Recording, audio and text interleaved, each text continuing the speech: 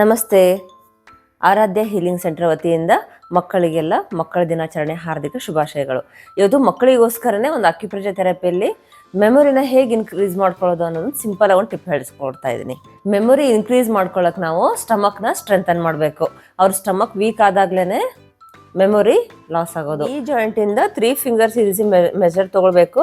ಇಲ್ಲಿ ಬರುತ್ತೆ, ಇಲ್ಲಿ ನೋಡಿ ಈ ರೀತಿ ST36 ಅನ್ನೋ ಪಾಯಿಂಟ್ನ ಇದನ್ನ 20 ಸರಿ ಪ್ರೆಸ್ ಮಾಡಬೇಕು. ಈ ರೀತಿ ನೋಡಿ, ಬೆಳಗ್ಗೆ ಎಂಟಿ ಸ್ಟಮಕಲ್ಲಿ ಪ್ರೆಸ್ ಮಾಡಿ ವಾರದಲ್ಲಿ 2 ದಿನ ಪ್ರೆಸ್ ಮಾಡಬೇಕು. ಇದನ್ನ 1 ಮಂತ್ ಮಾಡಿ. ಜೊತೆಗೆ ಸ್ಟಮಕ್ ಸ್ಟ್ರೆಂಥನ್ ಆಗೋಕ್ಕೆ ನೋಡಿ ಡಾರ್ಕ್ ಗ್ರೀನ್ ಕಲರ್ ತಗೊಳ್ಬೇಕು. ಈ ಸ್ಟಮಕ್ ರಿಫ್ಲೆಕ್ಸಿಗೆ ಇಲ್ಲಿ ಡಾರ್ಕ್ ಗ್ರೀನ್ ಕಲರ್ ಅಪ್ಲೈ ಮಾಡಬೇಕು.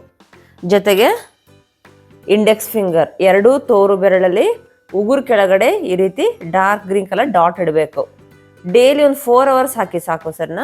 ಇದು ಮಕ್ಕಳಿಗೆ ಮೈಂಡ್ ಕೂಲ್ ಮಾಡುತ್ತೆ, ಅವ್ರಿಗೆ ಮೆಮೊರಿ ಇನ್ಕ್ರೀಸ್ ಆಗಿ ಸಹಾಯ ಮಾಡುತ್ತೆ.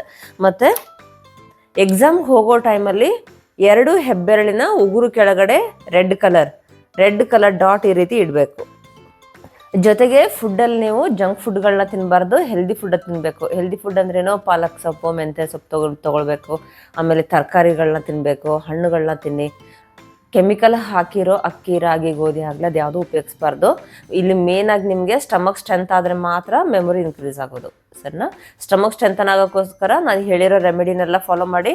ನಿಮ್ಮ ಸ್ಟಮಕ್ ಸ್ಟ್ರೆಂಥನ್ ಆದರೆ ಮೆಮೊರಿ ತಾನೇ ಇನ್ಕ್ರೀಸ್ ಆಗುತ್ತೆ ಸರ್ನ. Thank you.